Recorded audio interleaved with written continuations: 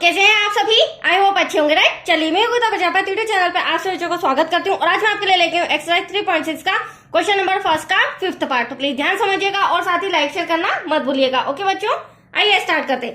देखिए क्या कहना है इस क्वेश्चन में, निम्न समीकरणों के युग्मों को रैखिक समीकरणों के युग्म में बदल करके हल कीजिए।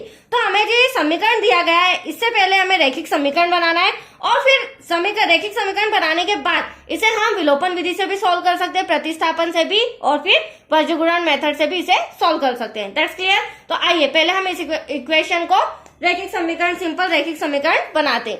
देखिए हमें दिया गया है equation 7x minus 2y divide में xy इक्वल टू में 5 और यहाँ पर 8x प्लस 7y डिवाइड में xy इक्वल टू में 15। तो आप देख रहे होंगे दोनों कंडीशन में जो xy आ रहा है वो डिवाइड में आ रहा है, राइट बच्चों। तो इस xy को हमें डिवाइड से हटाना होगा। तो हम क्या करेंगे, इस xy को एक बार 7x के साथ लिखेंगे और इस xy को एक बार 2y के साथ लिखेंगे। तो हमारी स्टेप्स थोड़ी इजी हो जाएगी। देखिए कैसे, 7x डिवाइड में xy माइनस 2y डिवाइड में xy इक्वल टू में 5। ठीक है, ऐसे ही हम 8x सेकेंड इक्वेशन में भी करेंगे। 8x डिवाइड में xy प्लस का साइन 7y डिवाइड में xy इक्वल टू में 15। यहाँ तो कोई डाउट आपको? अब देखिए बच्चों, यहाँ पर x से x कैंसल हो सकता है, यहाँ पर y से y कैंसल हो सकता है। तो यहाँ पर हमारे पास बचा क्या, 7 अपॉन में y। यहाँ y से y कैंसल हो गया तो यहाँ बचा हमारे पास 2 अपॉन में x इक्वल टू 5। ठीक है, ऐसे यहाँ भी करेंगे, x से x कैंसल, बचा 8 अपॉन में y प्लस y से y कैंसल, 7 अपॉन में x इक्वल टू 15। तो देखो फर्स्ट कंडीशन से ही सेकेंड कंडीशन हमारे लिए थोड़ी सी इजी हो गई। अब यहाँ पर हम क्या करेंगे बच्चों, हर बार की तरह, पहले भी मैंने आपको समझाया है, माना कि 1 अपॉन में y equal to s, 1 upon में x इक्वल टू t। अब आप सोच रहे होंगे 1 अपॉन में y और 1 अपॉन में x कैसे आया। तो देखो बच्चों ध्यान से समझना, हमें दे रखा है 7 अपॉन में y, राइट। अब 7 अपॉन में y को मैं लिख सकती हूँ मल्टीप्लाई में 1 अपॉन में y। जब हम इसको 1 अपॉन में y लिखेंगे तो इसके प्लेस पर हम मान लेंगे s, जो कि मैंने आपके सामने माना। तो देख सकते हो आप, 1 अपॉन में y के प्लेस पर हम s लिख देंगे। ठीक है, ऐसे ही सेकेंड है हमारा 2x, तो 2 मल्टीप्लाई 1 अपॉन में x, इसको भी मैं इस अकॉर्डिंग लिख सकती हूँ। तो 1 अपॉन में x के प्लेस पर भी हम क्या मान रहे हैं, t मान रहे हैं। और ठीक यही रूल हम फॉलो करेंगे सेकेंड इक्वेशन में, तो हमारे लिए इक्वेशन इजी हो जाएगी। अब देखिए यहाँ पर था 7 में से 1 अपॉन y के प्लेस पर लिखना है s, तो बचा क्या 7 को हम यहाँ लिख लेते हैं। इसके प्लेस पर आ जाएगा 1 अपॉन y के प्लेस पर आ जाएगा s, ये रहा s, माइनस का साइन। ठीक है, ऐसा ही यहाँ पर बचेगा 2 और इसके प्लेस पर आ जाएगा t इक्वल टू में 5। अब ये आ गई हमारी इक्वेशन नंबर फर्स्ट। यहाँ तो कोई डाउट आपको? चलिए सेकेंड इक्वेशन, अब यहाँ पे भी 8 अपॉन में y, तो 8 तो ऐसा का ऐसा 1 अपॉन में y के प्लेस पर s आ जाएगा, प्लस 7 1 अपॉन में x के प्लेस पर t आ जाएगा इक्वल टू में 15। ये दोनों इक्वेशन आ गई है रैखिक समीकरण की। अब इसे हम विलोपन विधि से सॉल्व करेंगे, राइट बच्चों।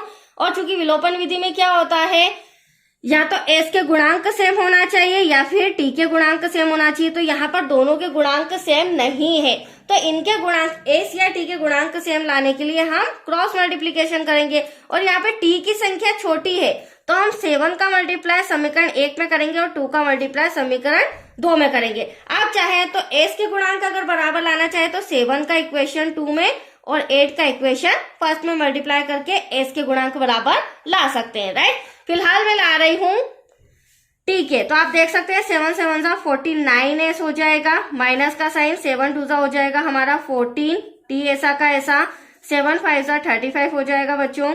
ठीक है, ऐसे 2 8 जा 16 हो जाएगा, प्लस का साइन, हाँ, फिर 2 7 जा 14 हो जाएगा, t ऐसा का ऐसा 15 2 जा 30 हो जाएगा। यहाँ तो कोई डाउट आपको?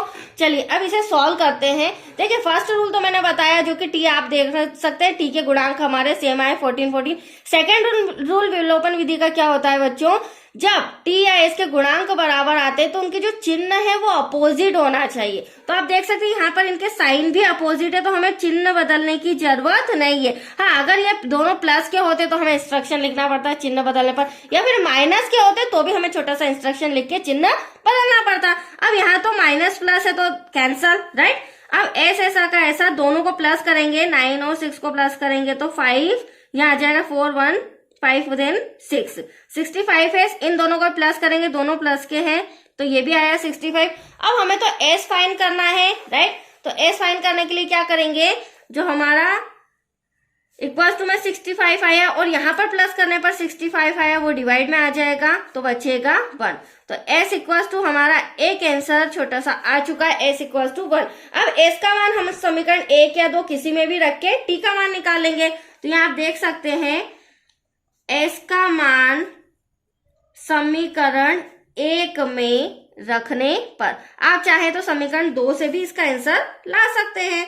तो हमने इक्वेशन रैखिक समीकरण क्या बनाया था बच्चों, 7s माइनस का 2t इक्वल टू में 5।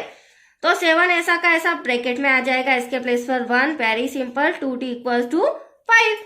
इसे सॉल्व करेंगे तो 7 1 जा 7 हो जाएगा बच्चों, माइनस 2t इक्वल टू में 5, माइनस का 2t इक्वल टू में 5, प्लस का 7 इधर आके माइनस का हो जाएगा, right. Point to point, sign to sign मैं आपको क्लियरली समझा रही हूँ।